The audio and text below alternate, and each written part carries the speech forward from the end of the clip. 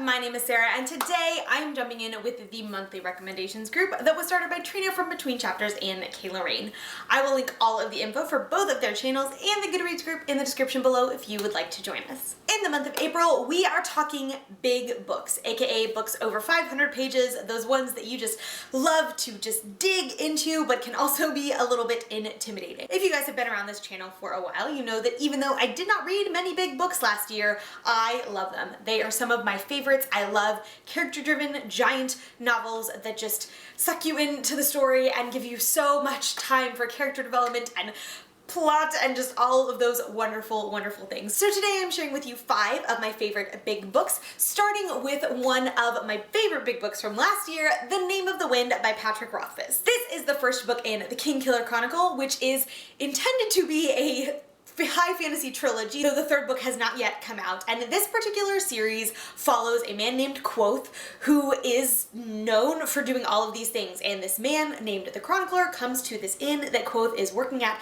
and asks him to tell his life story. And so this is just Quoth telling about his life. This one is pretty hefty. It's nearly 700 pages, and the second book in the series is even longer, but it is absolutely fantastic. The writing is phenomenal. If you are a fan of character-driven fantasy, stuff that's more driven by the people than by all sorts of crazy adventures and plots, this is definitely a book I would recommend checking out. I absolutely fell in love with the writing style, with the world that Rothfuss has created, the character of Quoth, and so many of the other people that he meets along the journey, and I will definitely be getting to The Wise Man's Fear, the second book in the series, sometime in the near future, though I am maybe putting it off just the slightest bit, because if I read that, then I just have to wait until the third book comes out. But at least right now I have control over my place in the series, but otherwise I'm just gonna be chilling and waiting with everyone else. But either way, definitely recommend picking this one up soon. Up next we have Gone with the Wind by Margaret Mitchell. This one is a chunker, and it is obviously an incredibly well-known and loved classic piece of literature. I read it for the first time in college after being familiar with the movie for years and years, and I do enjoy the movie, but the book is in so many respects harder to get through, but also fantastic. And there are definitely parts in this where it takes a lot of commitment and dedication, because there are spots where you are just sort of up in Scarlett's head and it can take you a while to move forward in the plot because you're just listening to Scarlett think and process through all of these different things that are happening. So like I said, it does take a bit of commitment, and sometimes you have to power through certain sections, but it really is a fantastic novel. It is beautifully written. The descriptions, the characters, the development, the story, it's all wonderful. It's a classic for a reason, and if you have watched the movie, if you love the movie but you've never picked up the book, and if you are a fan of historical fiction, particularly Civil War era fiction, I would highly recommend checking this one out. Up next we have The Book Thief by Markus Zusak. This is a historical fiction novel that takes place in Nazi Germany during World War II, but it follows a family that is not of the Nazi party, and it's a really, really unique story. It is narrated by Death, and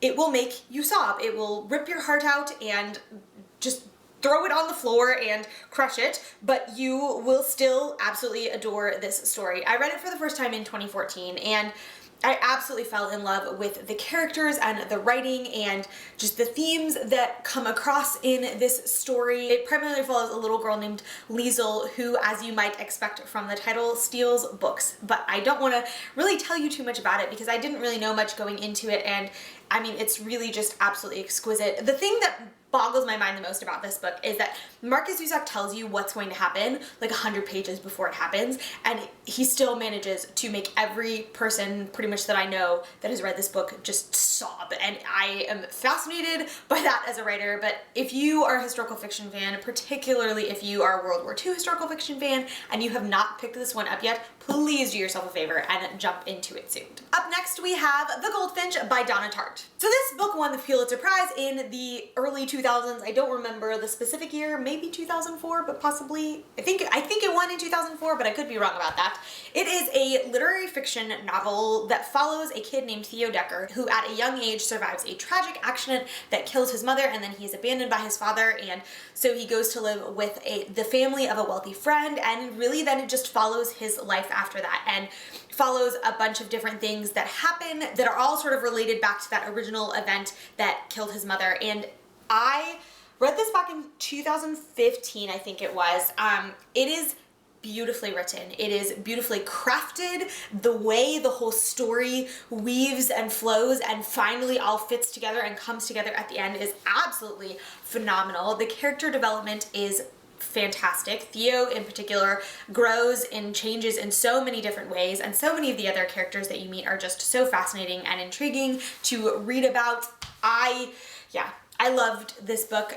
It was one of those ones that I didn't realize that I was going to love it as much as I did until I got to the end of it, and everything really came together and wrapped up beautifully. There were moments in the middle where I was kind of like, I don't know what's going on here, this is kind of weird, but then it all culminates and it comes together and the threads tie, and it's just kind of mind-blowing and fantastic. If you are a fan of literary fiction and you are not afraid of a hefty read, because this one's in the almost 800 page range, definitely check this one out. And finally, we have All the Light We Cannot See by Anthony Doerr. This is another historical fiction that takes place in World War II and follows a young French girl named Marie Saint-Laurent and a Nazi soldier named Werner, and it is about their two young lives and the circumstances that bring them together. It is exquisitely crafted. This is one of the few books that does not have a strictly linear time frame that sort of jumps back and forth between different time periods and stuff that I actually really enjoyed. I think Anthony Doerr does a fantastic job with the way that the whole story weaves together, and particularly how Marie and Werner's stories weave together and how it all culminates. And this one, like The Book Thief, made me sob a lot when I got to the end of it, but it is beautifully, beautifully crafted. This is another Pulitzer Prize winner, and for a very good reason. It is just a beautiful, beautiful story with beautiful characters, beautiful writing, and again, if you are a historical fiction fan, definitely check this one out soon. So those are all 5 of my official big book recommendations, but I'm going to give a little bonus one, which is Harry Potter and the Deathly Hallows by J.K. Rowling. This is my favorite Harry Potter book. I love it to pieces. It is absolutely fantastic, and basically this is just my little plug that, like, if you haven't for some reason read Harry Potter yet, you totally should, because you have to get through the smaller books to get to the big ones, but the big ones are pretty dang fantastic. Well, there you have it, friends. Those are my recommendations for big books that you should pick up soon. If you have read any of them, I would love to hear your thoughts, so please let me know in the comments below. I would also love to hear your recommendations for big books that I should check out soon, and if you did a monthly recommendations video, please link it as well so that I can check that out. If you want to follow me elsewhere online, you can find me on Twitter, Instagram, and Goodreads, all at Sarah Ann Hayes. The links for those profiles will be in the description below. Thank you so much for watching. I hope you enjoyed this video. Don't forget to subscribe, and I will see you next time. Bye!